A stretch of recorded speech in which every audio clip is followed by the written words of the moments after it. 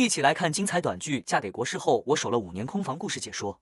大夏皇城一直流传着一桩无人不晓的笑谈：战功赫赫的女战神沈金兰与大夏国师谢玄纪成婚5载，始终是完璧之身。这桩荒唐事的根源出自谢家百年祖规。谢家规定，但凡家族重大事宜，必须由国师亲自卜卦，得吉卦方可施行。若落凶卦，便预示天降大祸，诸事不顺。5年来，谢玄纪为与妻子沈金兰圆房，前后卜卦98次，却次次都是凶卦，无一例外。皇城内外流言四起，众人纷纷揣测是沈金兰常年征战，杀戮过重，一身煞气不被谢家先祖认可。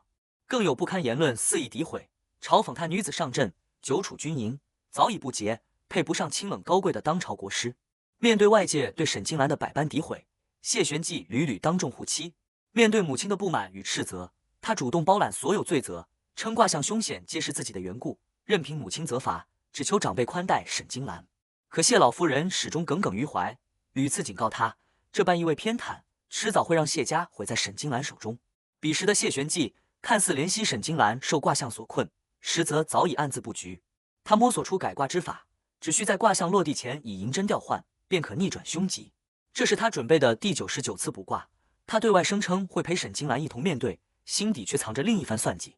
宫外的苏浅月始终惦念着谢玄纪，他轻声询问师兄，自己尚未看遍世间繁华，不知他是否会思念自己。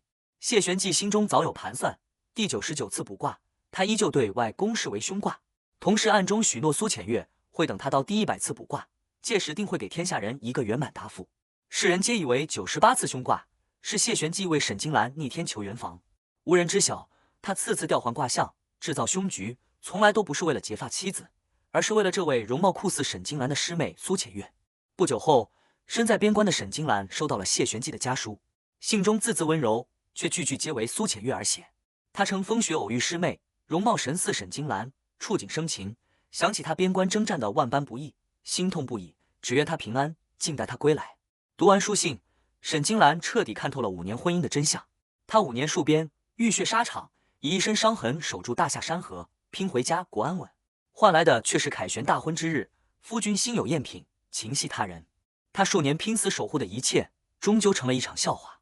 皇上早已洞悉国师府的纠葛与谢家组织的严苛，大夏国师终生不得离皇城，而沈金兰常年驻守边疆，二人若各守其位，此生便再无相见可能。皇上特意召见沈金兰，轻声询问他是否当真舍得放下5年姻缘，决然与谢玄纪分离。沈金兰心意决绝，躬身请旨和离。他感念父亲为国捐躯，满门忠烈，恳请皇上看在沈家世代忠良的份上，成全自己的合理所求。皇上看着满身风霜、隐忍委屈的女将军，最终应允，告知他5日后便下圣旨准离。若他中途反悔，随时可入宫告知。沈金兰神色坦荡，直言自己无怨无悔。消息传出，朝野哗然，全城无人不震惊，人人皆知沈金兰爱慕谢玄纪多年，情深入骨。10年前，边疆大败，国运垂危，谢玄纪决意以身殉道，以命殉国。是沈金兰挺身而出，主动请战，奔赴绝境沙场，九死一生，大败北敌，斩下敌手，以一己之力换回谢玄纪的性命，护住大夏江山。当年战场之上，3军高呼将军威武，一身戎装的沈金兰从容告慰谢玄纪，山河已安，无需续命。可这般舍命相护的深情，终究没能留住人心。得胜归程那日，他满身风尘，狼狈不堪。谢玄纪见状满心疼惜，连忙上前问询，催他回房更衣休憩，唯恐他沾染风寒。彼时的温柔恳切，如今看来只剩虚伪。归来那日，沈金兰淡然告知谢玄纪自己方才入宫面圣，并未提及和离之事。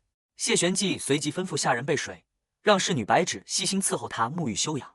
曾经他许诺10里红妆，一生相守，可短短数年，初心易改。他的温柔尽数给了旁人，唯独亏欠了誓死护他的结发妻。沐浴过后，谢玄纪端来驱寒汤药，轻声问他今日是否的圆房吉卦。沈金兰平静回说未曾的吉，坦言二人尚且年轻，圆房之事无需急切。短暂沉默后，他主动提起和离，顾及谢老夫人年事已高，谢家9代单传，不愿自己耽误谢家香火，不如就此放手，各自安好。话音刚落，侍女前来通报，谢老夫人传唤沈金兰问话。谢玄纪深知母亲连日为子嗣之事心绪郁结，近乎偏执，此番传唤定然无视好意，便提出陪同前往。沈金兰婉言回绝，谢玄寂依旧温柔安抚，让他安心前去，有自己撑腰，绝不会让他受半点委屈。彼时国师府内流言肆虐，下人私下纷纷议论，98次、99次皆是凶卦，足以印证沈金兰是天生煞星。更有恶毒之人揣测，区区罚跪不足以赎罪，应当让他滚过铁钉板，惩戒身上煞气。流言传入谢玄寂耳中，他当即震怒厉归，谁敢肆意诋毁污蔑他的夫人，必当严惩不贷，当众护住了沈金兰。就在此时，下人匆匆来报，苏浅月已抵达皇城门外，询问谢玄寂是否亲自迎接。谢玄寂当即改口，告知沈金兰突发公务需即刻处理，办完便去母亲院中接她，绝不会让她受为难。看着他为另一个女人匆匆离去的背影，沈金兰心底最后一丝暖意彻底消散。她彻底明白，谢玄寂的温柔与守护早已不再独属于自己，与其攥着虚情假意自我内耗，不如尽数舍弃，两不相欠。谢老夫人始终认定，99次凶卦皆是沈金兰杀戮过重，罪孽缠身所致。寻常抄经祈福无法消弭业障，唯有以自身鲜血抄经，方能彰显诚心，求得先祖谅解。沈金兰本不信神明宿命，却架不住旁人再三劝说。众人皆道，他父母双亡后，全靠老夫人庇护收留，不可如此忤逆忘恩。旁人不断提醒他，老夫人唯一的亲侄儿，皆是因庇护他而死。他如今的执拗对抗，实属恩将仇报。沈金兰万般无奈，最终释然应允，决意以血抄经，还清老夫人的养育之恩。待经书完毕，便与谢家彻底斩断所有牵绊。另一边，谢玄寂的下属前来迎接沈金兰，代为解释，谢玄寂本欲亲自前来，奈何公务缠身，分身乏术，心中一直惦记着他，特意遣自己前来等候。沈金兰淡然洞悉一切，所谓惦记牵挂，不过是自欺欺人的说辞。他终究还是为了苏浅月，弃他于不顾。皇城门外大雨滂沱，谢玄寂寻到了被困城外的苏浅月。苏浅月望着冒雨奔赴的师兄，轻声试探，若自己今日不现身，他是否永远不会来找自己？他坦言早已听闻师兄成婚的消息，心中满是遗憾不甘。可谢玄寂却郑重许诺，无论自己是否娶妻，苏浅月永远是国师府的女主人。回程途中，谢玄寂悉心照料受凉的苏浅月，温柔备至。回到府中，苏浅月看着沈金兰，直言二人容貌极为相似，还略带赌气地表示自己再也不敢提及此事，免得自己绝食闹脾气，搅得府中不得安宁。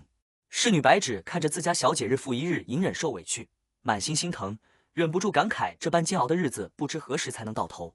沈金兰眼神坚定，坦然告知白芷，这是最后一次退让，往后他们再也不必困在国师府的方寸之地，受尽委屈。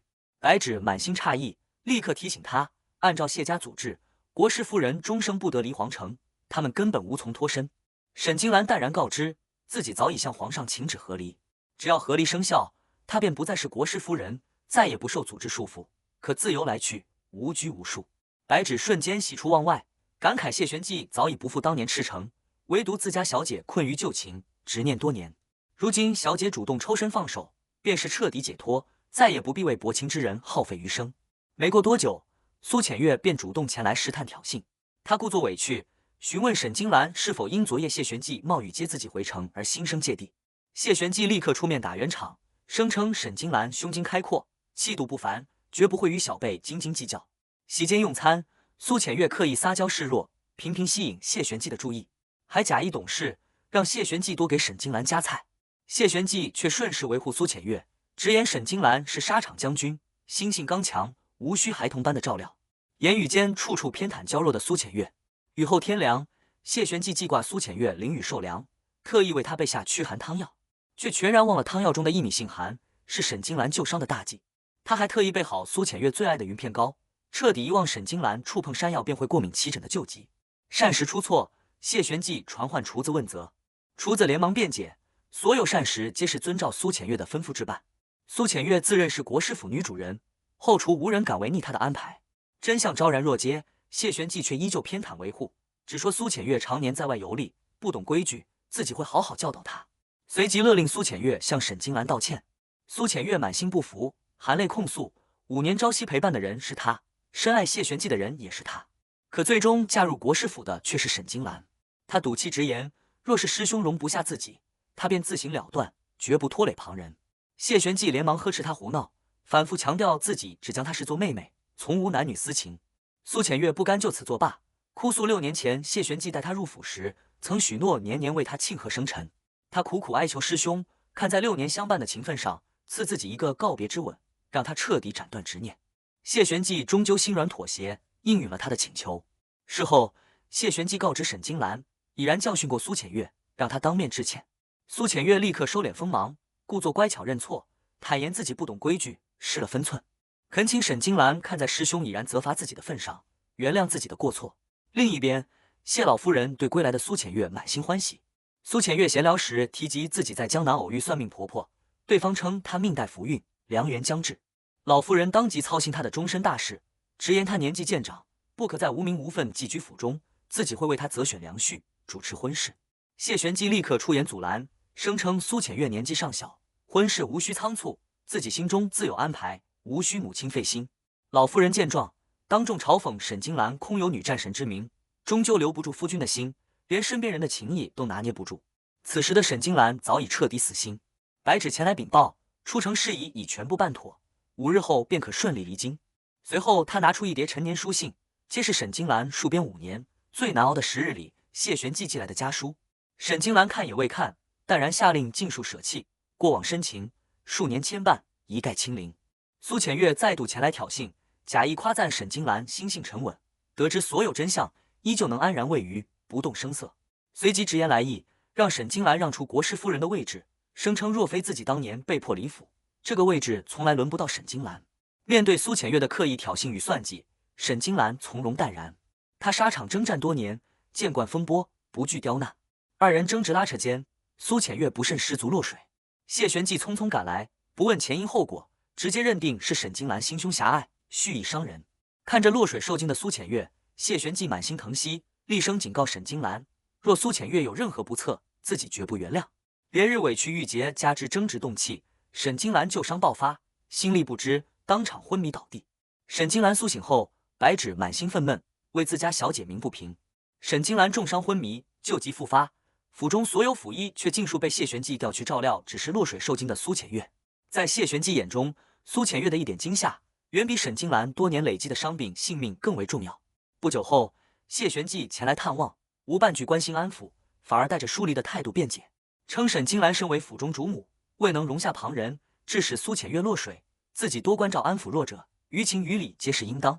沈金兰冷静质问，自己从未推搡加害苏浅月，为何他从不听自己解释，便笃定是自己的过错？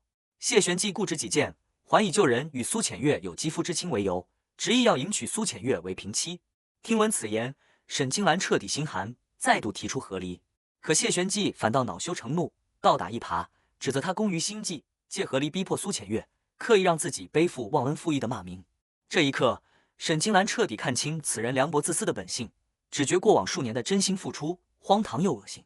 此后，谢玄寂愈发肆无忌惮，直接将国师府的掌家大权正式移交到苏浅月手中。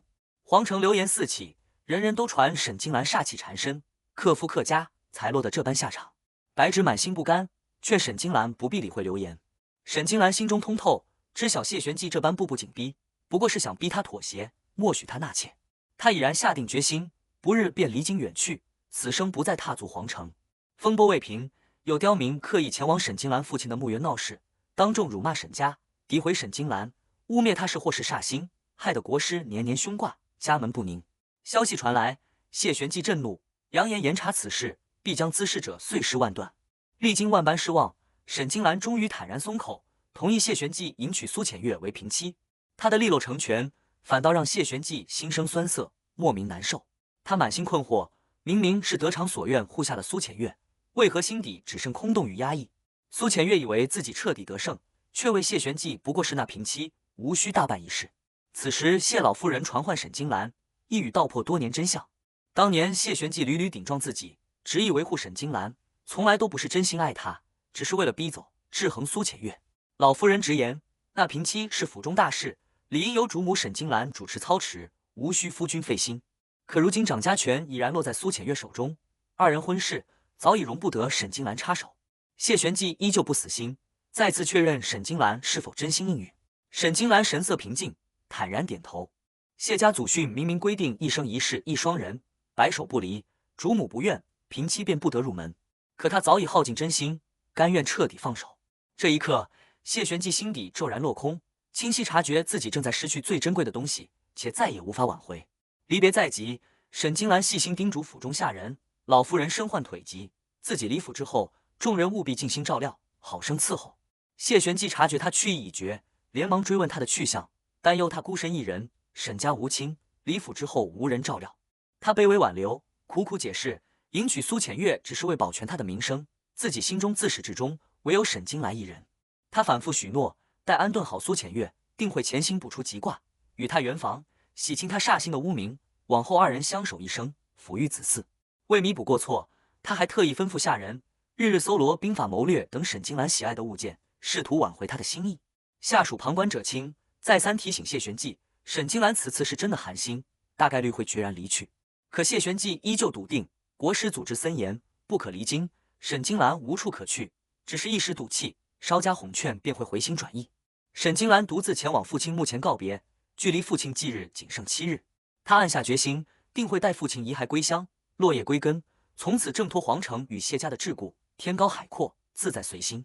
离城途中，皇上派人拦下沈金兰。皇上满心愧疚惋惜，坦言当年曾应允沈父，护他一生富贵安稳，却不想皇城繁华，侯门尊贵，反倒成了困住他的牢笼。他郑重许诺，所有欺辱过他的人，他必定一一追责，绝不姑息。国师府老奴追出请罪，坦言当年逼迫沈金兰血书抄经，皆是自己自作主张，与老夫人无关。沈金兰心中通透，感念老夫人养育之恩，从未有过半分怪罪。老奴又告知他隐秘实情，1年多来，老夫人日日以自身鲜血抄经，只为他求取吉卦，消解煞气。谢玄纪也常年维护他，屡屡与母亲争执决裂。知晓一切过往，沈金兰心中五味杂陈，只淡淡叮嘱众人好生照料老夫人，便转身离去。此时的国师府内，苏浅月的大婚仪式即将开启，全场宾客云集，排场盛大。可正妻沈金兰、老夫人双双缺席，明眼人都看得出，这不过是一场纳妾的简陋仪程。就在拜堂吉时将至之际，皇宫圣旨骤然送达，传旨太监当众宣读圣谕，国师谢玄纪另有所爱，沈氏自请获离，朕体恤二人情分已尽，特此准许解除婚约，男婚女嫁，各不相干。圣旨落地，全场哗然，所有人都难以置信，那个深爱谢玄纪5年，为他舍命沙场的沈金兰，竟会决然放手，主动获离。苏浅月美梦破碎，怒火中烧，怒斥沈金兰故意坏自己的婚事。谢玄纪又怒又慌，偏执认定沈金兰是欲擒故纵，刻意试探，当即下令下人前去传唤，若沈金兰不肯归来，府中众人尽数不用复命。下人匆匆回报，沈金兰天未亮便带着白纸策马奔赴城门，去意决然，毫无留恋。谢玄纪彻底慌神，不顾大婚礼仪，不顾一切冲出府邸，想要出城追赶，亲口问清他的心意。